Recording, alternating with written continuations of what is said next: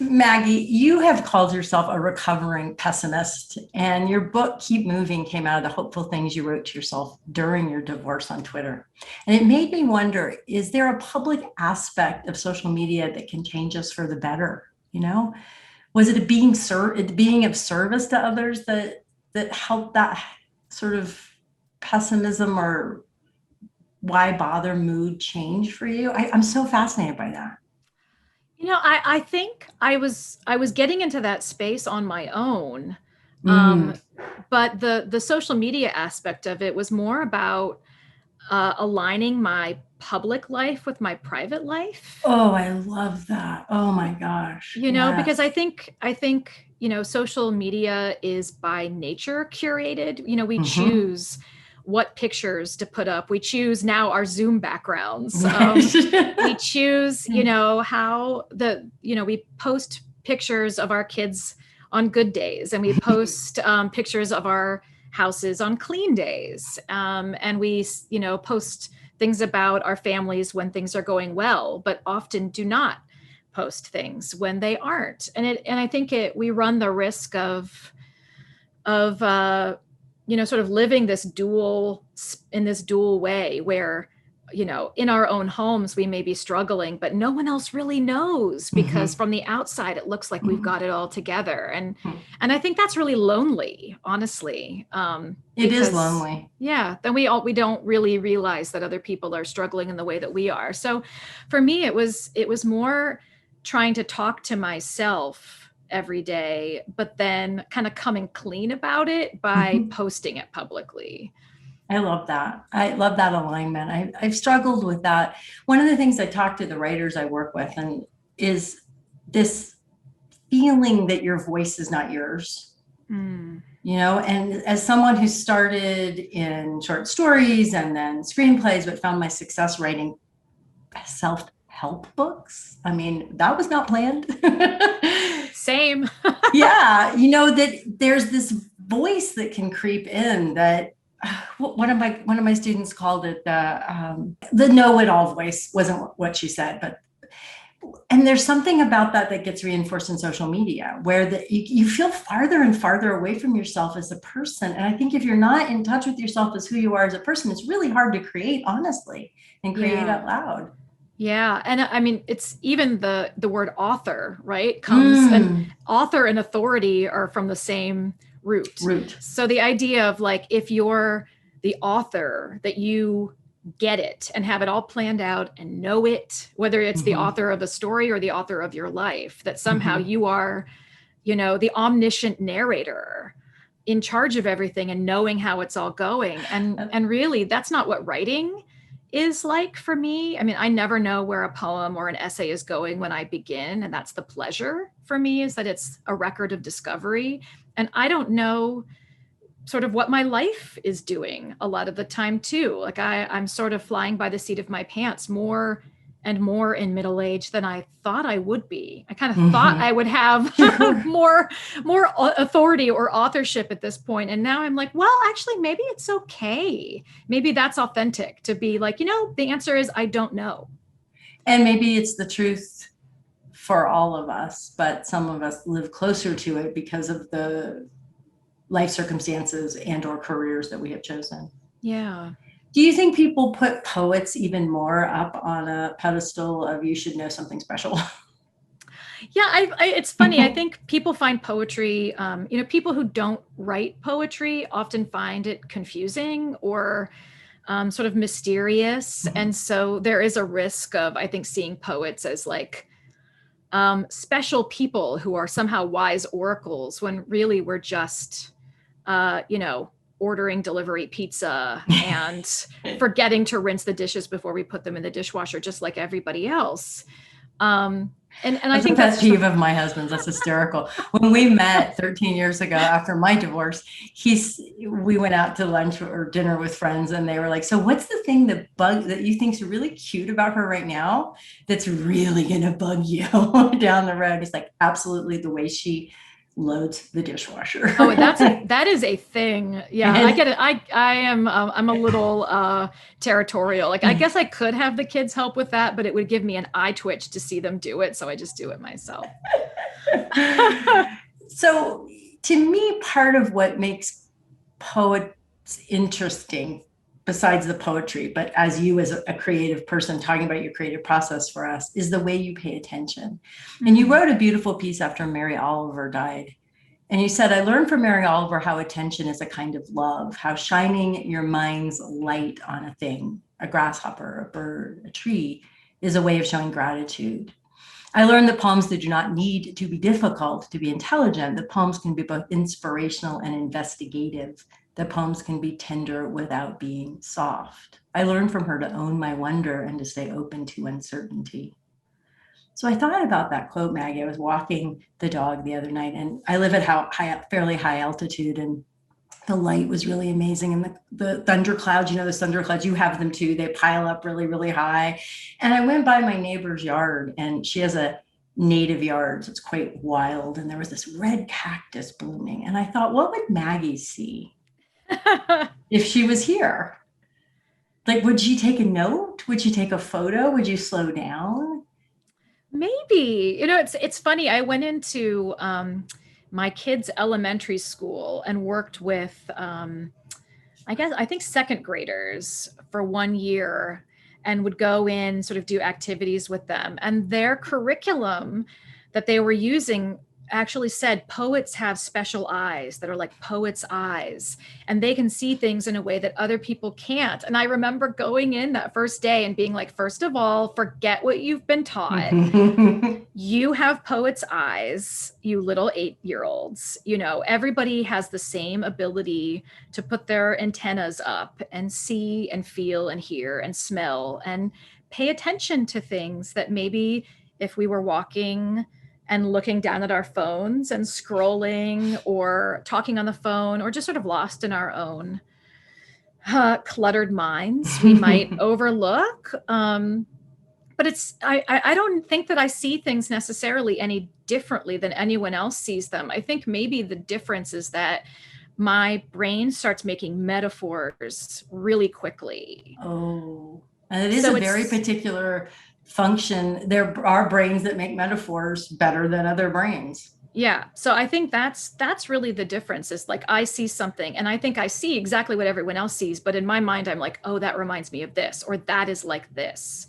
And from an early age, I found myself kind of trying to work that muscle in my children. So I would take them to the conservatory and take them into the orchid exhibit or whatever and say, okay, now what does that look like? Does it look like a lion's face? Like, what does that remind you of? What does that smell like? What does that sound like? Because I think, I don't know. I think it's one of the things that I get the most pleasure from, is being able to make those connections in my mind when I see or hear something. You've used the word pleasure a couple of times, and I think that's something too that we need to pay attention to in our creative process, whatever our medium, that I can certainly lose sight of and just get into that. I call it my little, I don't know, grindy, hunched over in front, 5 o'clock or 6 o'clock comes around. I'm like, I am a shell of a human being.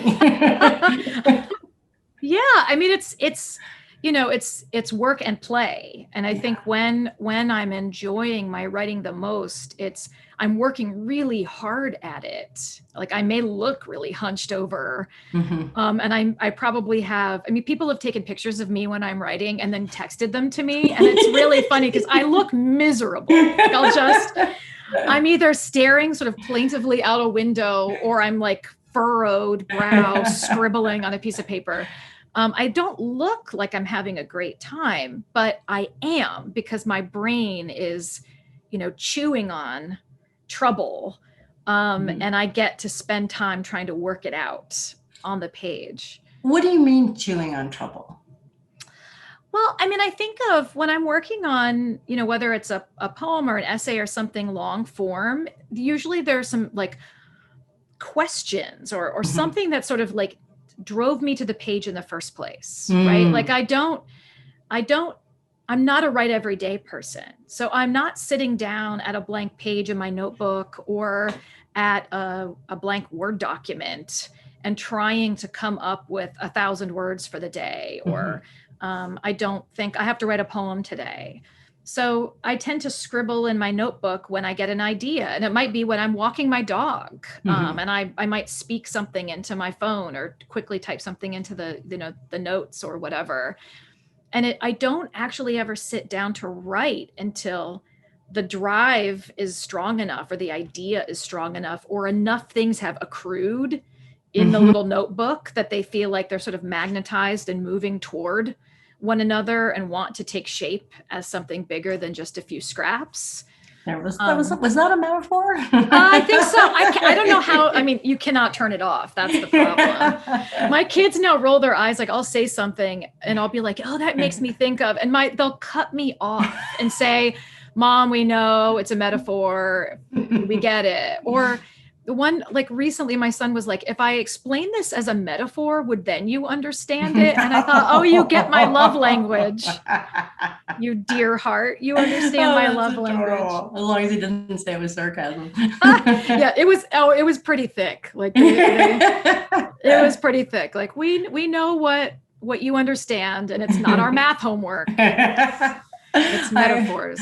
I remember when I was going through my divorce, that was one of the things I was most scared about. Who's going to help Lily with her math homework? Because it's not going to be me. That train left the station at like third grade. Yeah, like, ask your teacher. That's why they have email.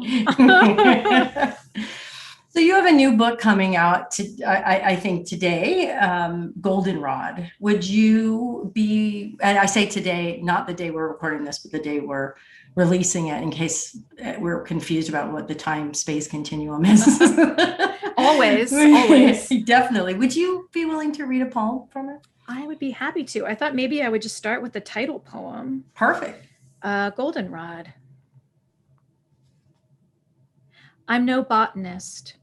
If you're the color of sulfur and growing at the roadside, you're goldenrod. You don't care what I call you, whatever you were born as. You don't know your own name. But driving near Peoria, the sky pink-orange, the sun bobbing at the horizon, I see everything is what it is, exactly, in spite of the words I use. Black cows, barns falling in on themselves. You. Dear flowers, born with a highway view, forgive me if I've mistaken you. Goldenrod, whatever your name is, you are with your own kind. Look, the meadow is a mirror, full of you, your reflection repeating. Whatever you are, I see you, wild yellow, and I would let you name me.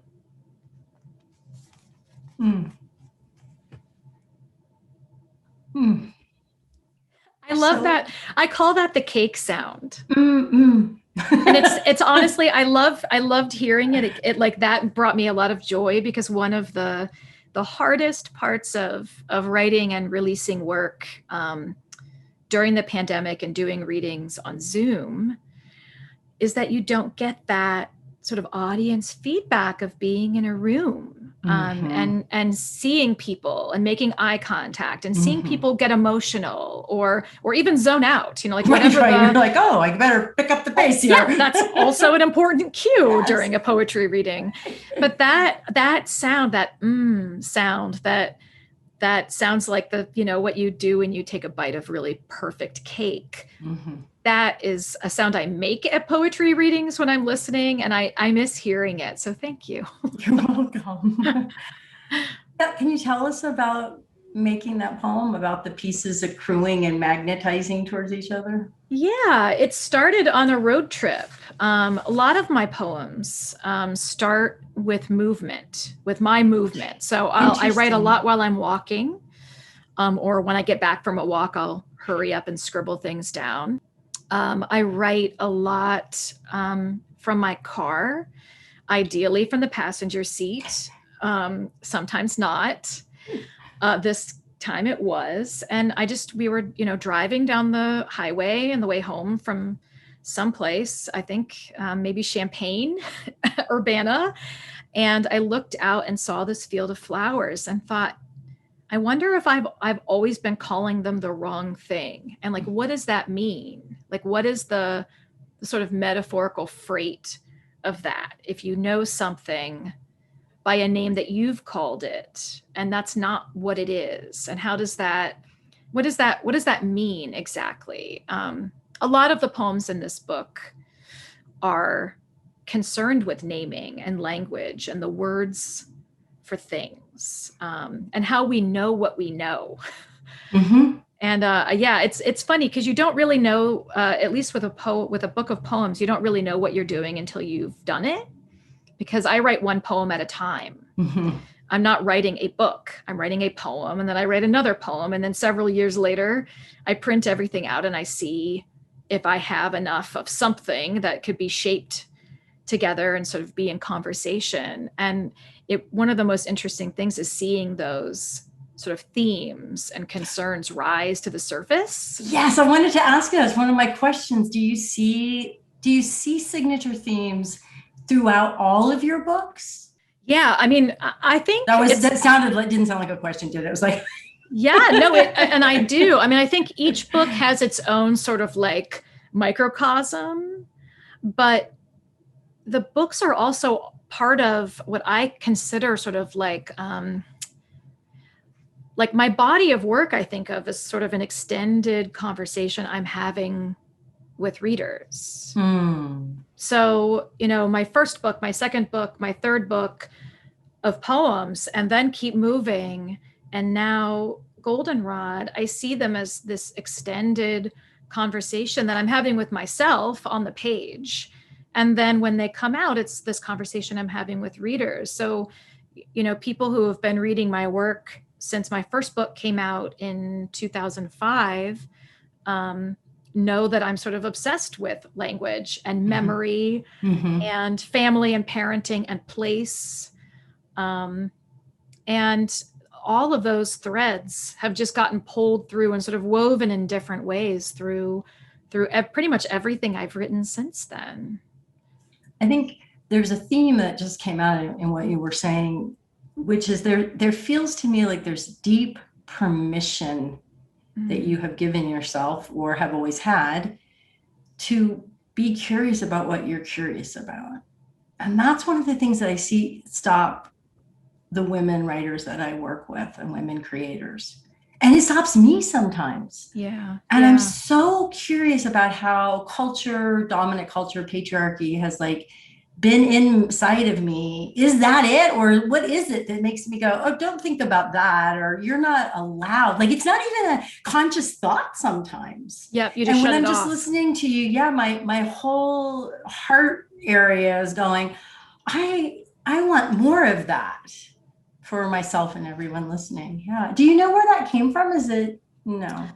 I mean, in a way, I think in some ways, becoming a poet early, like that was really it's the first genre I wrote in. I started doing it as a teenager. And so I didn't feel like I needed permission to do anything when I was 14, frankly.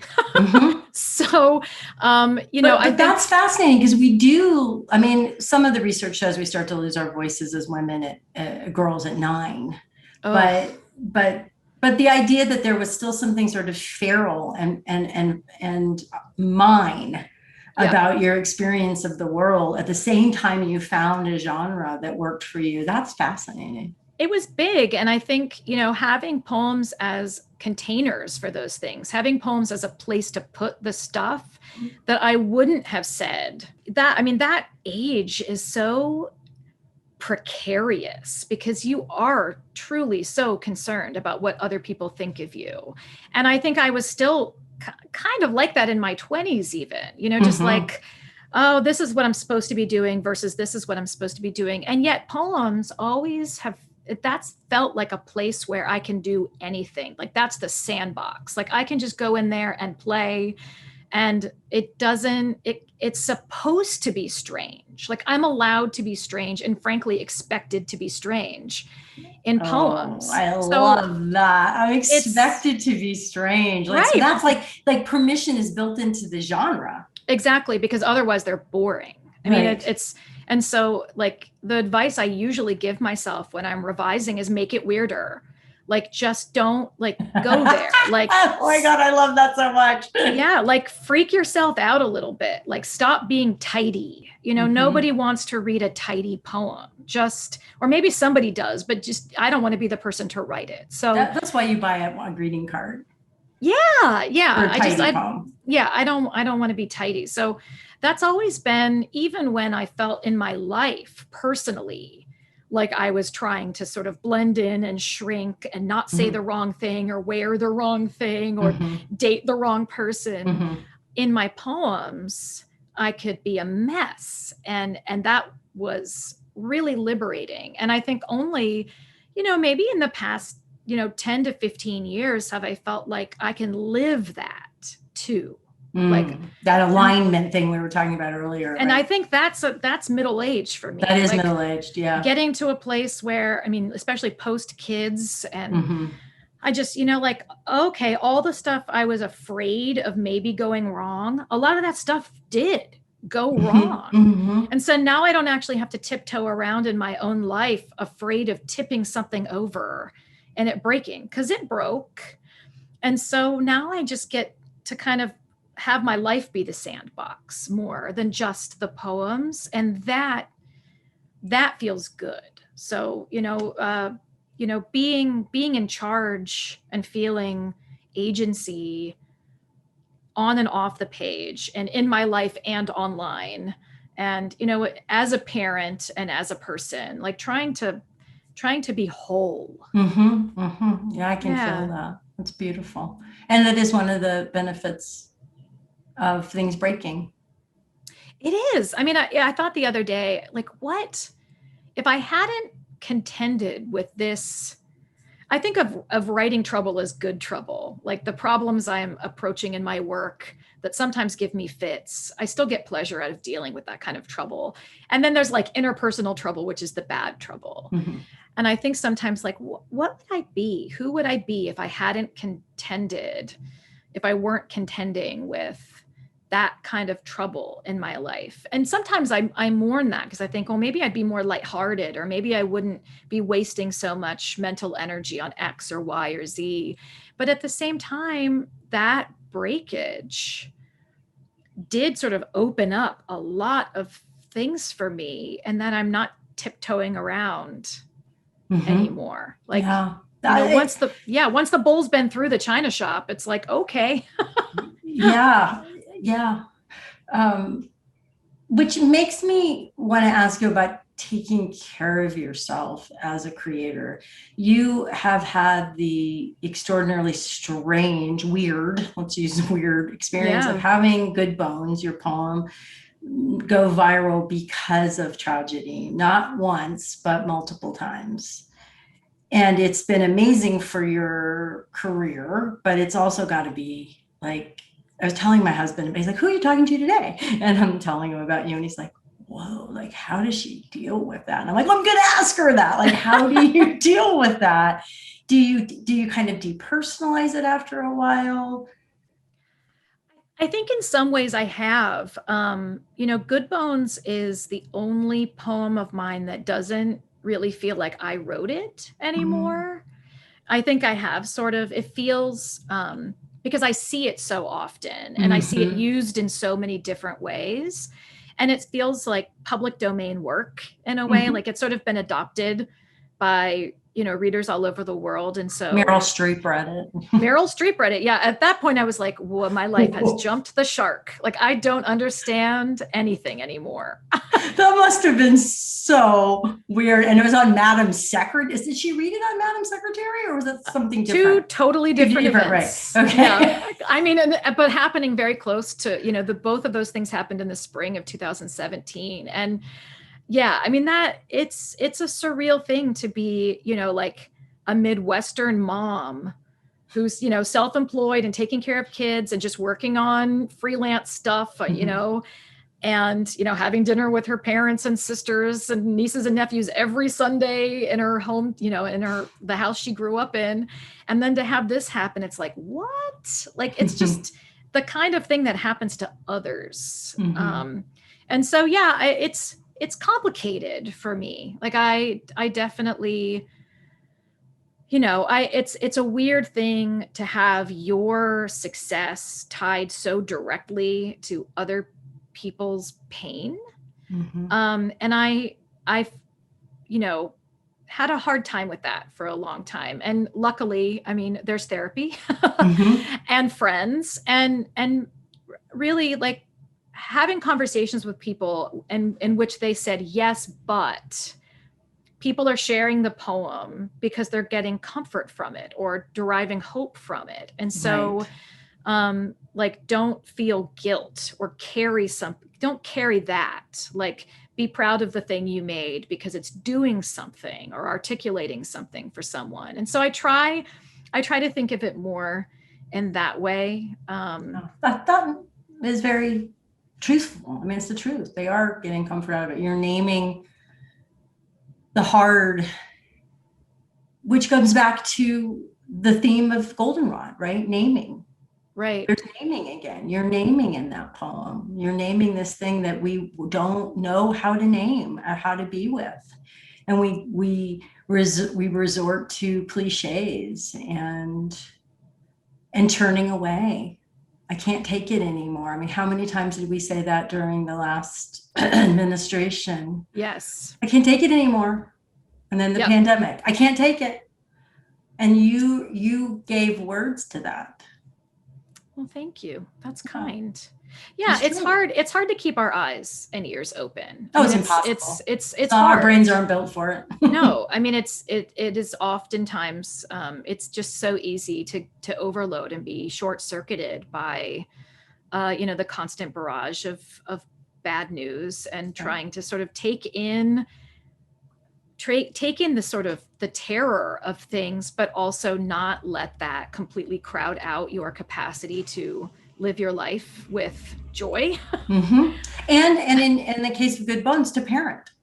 Oh, to show absolutely. Up for the people who are asking you, hard questions. Yeah. I mean, a lot of even writing those little notes to self, that was the spark for Keep Moving, came from me needing to be functional for them. Mm-hmm. I mean, I could have, as a human being, pretty much just sort of curled up in the fetal position in bed for weeks and ordered, delivery meals mm-hmm. and not coped. But when you have people counting on you and who are going through their own stuff, that's just not an option. No, I remember those days very well. Yeah. Yeah. So how did you take care of yourself while you were writing Keep Moving? Because Keep Moving required you to go back to the divorce and other painful things. And did you have enough distance? Because it wasn't that long, right? There was no distance. Okay. I mean, I was writing Keep Moving while I was going through my divorce. Okay. So there was really no distance as far as writing about that. I mean, there was some distance in writing about, pregnancy loss or mm-hmm. anxiety or some other things that I talk about in the book. Mm-hmm. I had more distance from. So that was more reflective. But I mean, I really spent that year writing that book sort of stewing in my own juices because I was living it and writing about it in real time. It's hard. That's so hard. It's so hard. But at the same time, I think I'm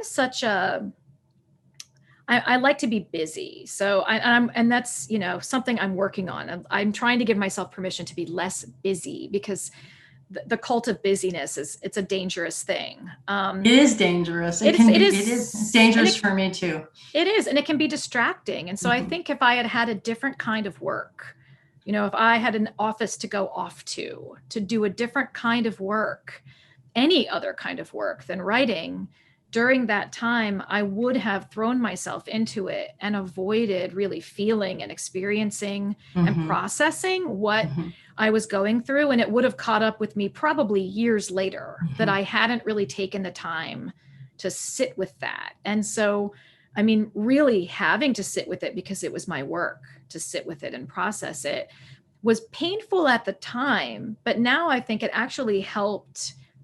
I'm not going to use the word heal because that word makes me nervous, but it helped me feel at a time where I think I needed to feel it and not turn away from it and shove it shove it aside. And so that was useful. And taking care of myself during that time was tricky. I mean, it does take a lot of time with friends and family, and a lot of time just trying to find silly things to do when I wasn't working on the book. So I took up, roller skating again in my 40s, and would turn on disco music and roller skate outside, during the pandemic with my friends. And I love that. well, because we couldn't go do anything. It's not like I could travel. So, right. Just trying. And I took up running, and I started, in earnest in therapy, and like really tried to do some things that were just for me, and not even in service of the kids, because so often even my therapist will say, how are you taking care of yourself? Or how are you doing? And I'll be like, well, the kids are doing well.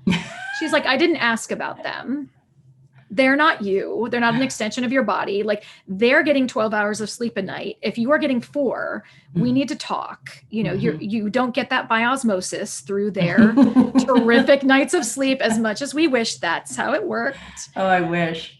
So yeah, just trying to think about what makes me feel good when I'm doing it. And it's like cooking, surprisingly, I found I really enjoy doing. And, taking long walks with loud music in my headphones, and working on poems, or, reading books. Yeah. Good self-care. Yeah. You touched briefly when we were talking about Good Bones about the money-making side of your life. And when I look at your bio, I see there's a lot of grants, a lot of awards, a lot of freelance work. How do you balance that with writing and your own creativity and the worrying part of your brain? And yeah, I worked in educational publishing and in children's book publishing after graduate school. I didn't go into academia. So my path has been a little unusual for a poet with an MFA. And in 2011, when I got an NEA grant, I sort of thought of that as the cushion that would allow me to leave my job and start a freelance career. So I've been self-employed for 10 years, which is a little bit crazy. I mean, I know a lot of people I know were like, your life seems fun, but I couldn't do it because I need to know. Yes, I've heard that for 30 years, right? I've been doing it for 30 years. Like, you're so brave. And I'm like, no, I'm unemployable. Yeah. Something that's different. I couldn't go back. And so I think, and again, this is sort of that, like, making your life the sandbox. Like, I'm at a point now where I value the freedom and flexibility of making my days look like I want them to, more than I value the safety net of knowing exactly what my take-home pay is, and that I have health insurance. So I know it's a sacrifice to give up some of that security for the flexibility, but as a parent and also as a writer, it's been so much better for me in my life to have things be more open. And so I've just been cobbling it together. It's like a mix of, writing freelance stuff and editorial freelance stuff, and, pre-pandemic speaking gigs, or traveling to teach workshops or give readings. And so it's never the same thing every day. Like, an average day for me, there is no average day for me, really. During the pandemic, it looked a lot the same every day. But generally speaking, some weeks look very different from others based on the projects I'm working on, or if I'm at home or traveling. And the kid I was a super nervous Nelly, and would have freaked out at the idea of the life I have now. But I really enjoy it, and it keeps me on my toes. And I think in that ways, it keeps me creative, not just in my writing, but just in the way that I'm. Right. Everything can be life. Creative. Yeah. Right. That's the goal, or the hope, or the possibility. Do you set aside some time every quarter or so to go, hey, well, where's the money coming from? And do I need to go out and No. I mean, for the reason that I can't help my kids with their math homework. No, I really am not. It's one of my worst qualities is how terrible I am with finances and with that kind of planning. I'm no good at it.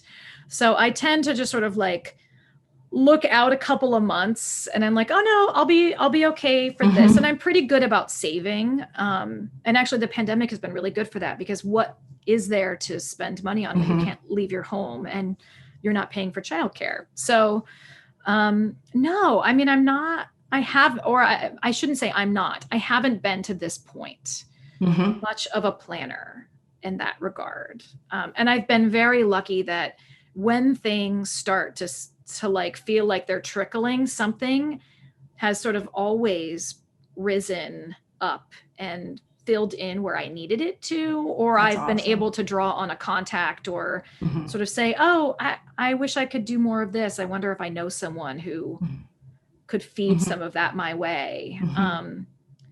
But it, some years, frankly, are better than others. And it's ebb and flow. And I try not to panic when it's a little bit slow. You help people, you edit and consult with people in their poetry. One of the things that I find horrible is when editors, teachers kill someone's creativity through, misplaced criticism. But on the other hand, you have a job to be honest. So how I was talking to a friend last night who has someone she's working with on a novel, and she's feeling kind of crushed by how much is about what she needs to fix versus what. And I'm like, you got to ask for more encouragement. But I just wondered how you handle it. Like, how do you handle keeping that spark alive for people at the same time that you help them improve their craft? Yeah, it's hard. I mean, teaching is really hard work, I think, for that reason, because it requires a lot of energy. And I think the way I see myself as someone who comes in and asks pointed questions and sort of shows writers different options or possibilities that they might not see in the work because you're too close to it. So it's like, have you thought about like, why this title? How is it serving the poem? Why this line length? Why these sentence structures? Why does it begin here and end here? What would happen if the middle were here? And so just I try not to be prescriptive. That's the other thing. It's not my poem. So it's not my job to come in and fix it as if it were. And even the word fix is just strange, because there's nothing wrong with it. It's just, how do we get it to its sort of highest potential? How do we get the poem to its sort of fully realized state? And not what I think is fully realized, because it's not my work, but how do we get it to where you're really happy with it and you think it's doing the aesthetic and philosophical and psychic work it came to do? And so it's a lot of questioning and a lot of like, what about trying this? What about trying this? Or I like what you're doing here. Have you thought about trying it down here, rather than like, no. Which is a great indication too for people listening, for whatever mentoring you have. If it feels bad, it shouldn't feel bad. It shouldn't feel bad. I mean, you can go ouch and you cannot like it and you can disagree and you can get triggered. I mean, in that triggered like, no, but let me tell you what I was trying to do way. But you shouldn't feel defeated. No. Or even, I think, criticized. I mean, I think, because I think, especially if we're writing personal work, it's really hard not to feel like our feelings are being critiqued and our thinking is being critiqued, not just the words on the page. And so I try to be really sensitive about that. And it's important to me. It's really important work. And it's one of my favorite things to do, is like mentoring writers at any stage, because I think we all need more of that. We all need more more pep talks and more, have you thought about X? Mm-hmm, Because mm-hmm, I mean, I need that. I send poems off to people sometimes because I think for all of us, regardless of the level that we're working at, we have a gap between the thing we've written and where we want it to be. And sometimes it's a narrow gap, and it's a puddle jump, and sometimes it's a wide gap. And sometimes we can get there ourselves, and sometimes we have to put it away to kind of steep and then trust our future self, whether it's in 2 weeks or 2 months or 2 years, to know better what to do with that, to close the gap. And sometimes we need somebody else to say, well, did you realize that the reason it sounds choppy is because all of your sentences are subject, verb, object? Have you realized that the reason it's like not really working is that you've pushed like 2 stanzas past where this poem should end because you don't trust that you've actually done the work, right? That you brought them to someplace. Yes. Right. And so just having somebody else ask questions and even just affirm some of what you might not trust that you've done in a piece of writing. Yeah, that's so valuable. You've written about, you have to be careful not to scrub the wildness out of your poetry. Can you describe that line between clarity, if that's such a thing? I think it's overrated in poetry, and wildness. Do you feel it in your body? Like, how do you know it? Yeah, I mean, I think that's part of the direction that I give to myself and to poets I work with, which is like, make it weirder. Like, don't be afraid to scare yourself a little or get weird. Don't worry about you don't need to have to be able to paraphrase your poems for others. Oh, yes. Oh, that is such good advice. It doesn't need to be paraphrasable. Yeah. You don't actually have to explain what it means to yourself or anyone. So, part of like giving yourself permission to be a little bit wild in your work, I think, is also learning how to read differently other people's work, which is not feeling like you have to summarize. Right. Or understand. I mean, it's not, nobody talks about novels and asks, like, no one would say, read this novel and tell me what it means. But that's how we sometimes are taught poetry. Like, read this. It's how we're taught literature. It's such a mistake. It is such a mistake. Yeah. And so I'm much more on the sort of like dog walk, see the cactus style of reading, which is, what do you notice? What choices has this writer made in this poem? And what does that add up to? Like, what does that tell you about the thematic concerns? How are those things working together? How does it make you feel? What does it make you want to write? Those to me are more interesting questions than what does it mean or what's it about. I don't understand it. I don't understand it. It's like, you don't actually need to understand it. You need to make the cake sound. You need to make the cake sound. Yeah. So, I do think when we're writing poems, I sometimes, or if I'm working with a poet, I think about a sort of continuum line that we slide up and down like a bead on an abacus. And on one line, it's like or on one side, it's mystery. And on one side, it's clarity. And in different poems live on different places on that line. And different pieces of the same poem live in different places. You might really understand the first 4 lines, and then something kind of weird happens and the bead slides further down, but maybe it slides back. And so part of making decisions and revision is like, where do you want the bead to be? And how do you want to work that? And what do you want the reading experience to be? And so the thing that I'm curious about is, in those moments of sliding that abacus, what's your truth-telling responsibility? Well, I think a poem, I mean, art is sometimes a lie that tells the truth, right? So my feeling is I'm always sort of going with my gut when I'm in a poem. And oftentimes I find that if I revise too far toward the clarity end of the spectrum, the poem becomes too tidy and frankly becomes a little boring. And maybe it's understandable. Like, I could hand it to my neighbor who doesn't read poetry, and she could read it and completely understand everything that I've said in which case it might be a wonderful occasional poem or something that someone would want to read at a wedding or a funeral or something like that. But am I happy with the work that the poem is doing? And has something kind of been flattened or simplified in it? Or like, it's just, is it still texturally interesting? Like, are there still those little sparks and interesting little bits? Like, I don't want to sand every splinter out of a poem. I want to leave some of those, little talky bits or digressions or strange word combos that you wouldn't think really work together, but that's what makes it yours.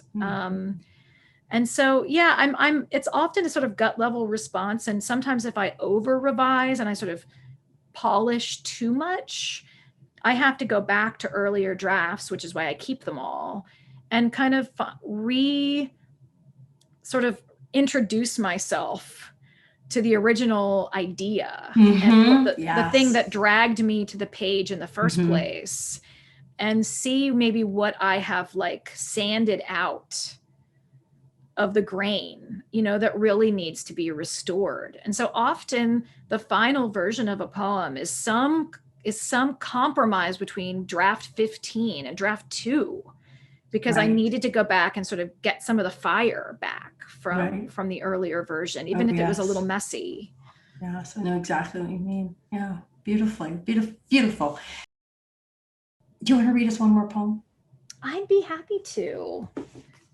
One of the sort of motifs, I guess, that comes up in Goldenrod are objects that I find that my son has collected.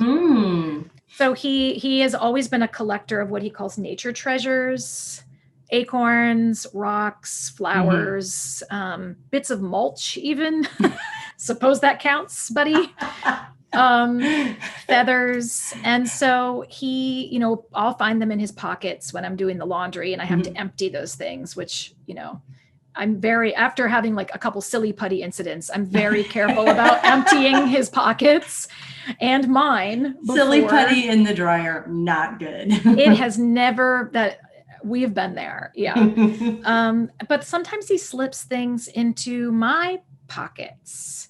So I'll put on a coat I haven't worn in a while, and he will have put a little gift in there for me, or in my purse. And so those objects come up in a few poems as sort of good luck charms in this book. And this one kind of talks directly about that. It's called Talisman.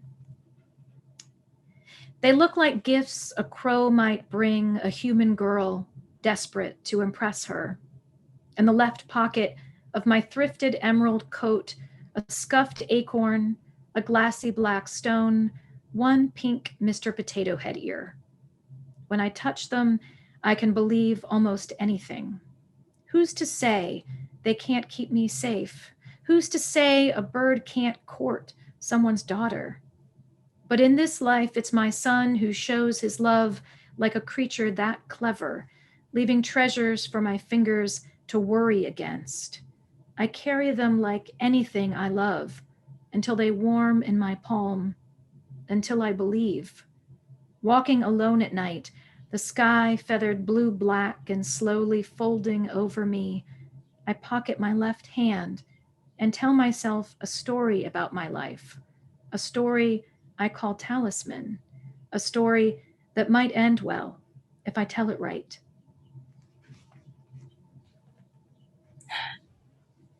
That's the sigh versus the cake sound.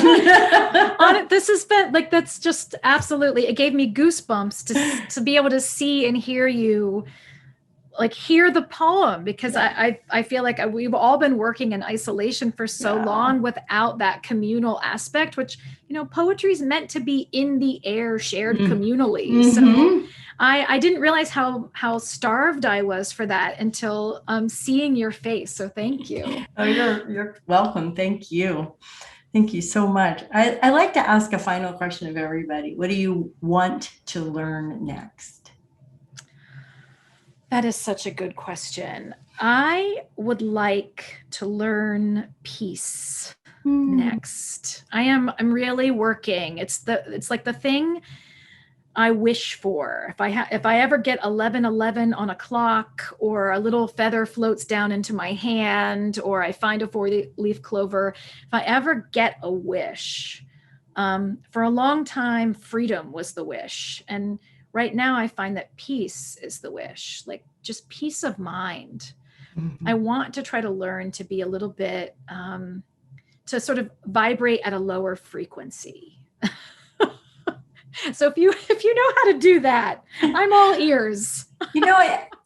I'm tightly wound myself, and Yeah. I think the thing that I get glimpses of it when I let go of being me.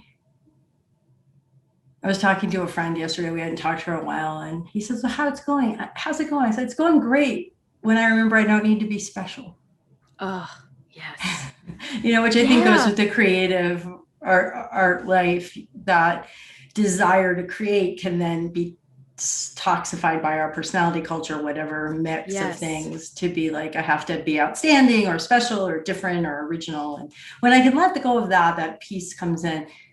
But I haven't figured out how to read the news. and keep the peace. Keep the peace. Yeah. No, that's definitely eluding me.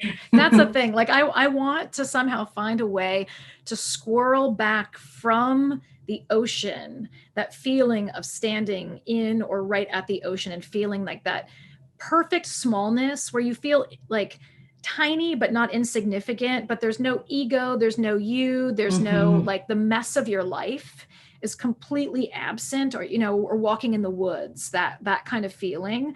I need to find a way to get that into the life I live in this house at my computer. Right. Because there's like no ocean right there. Because I just don't have access to like big nature all the time. But that's that kind of peace. And it is. It's like egoless peace. Or ego placed in context. Yeah. Yeah. I also find another place I find it. You started running in your 40s. I started running in my 50s. And I'll find it sometimes after a really hard run. And I think what I learned from one of our podcast guests, Annie Murphy-Paul, that you put your brain into a particular state. So I don't think that's cheating. No, that's not cheating at all. I agree. Like, meditation, a long walk, a really hard run where you're just in your body and sort of out of your mind. So yeah, I would like to learn more of how to keep that going on the daily. right on the daily. I love that. Well, Maggie, it has been an absolute joy, and my heart is full, and I thank you so much for sharing your world with us and your poetry. Oh, thank you. This has been so much fun.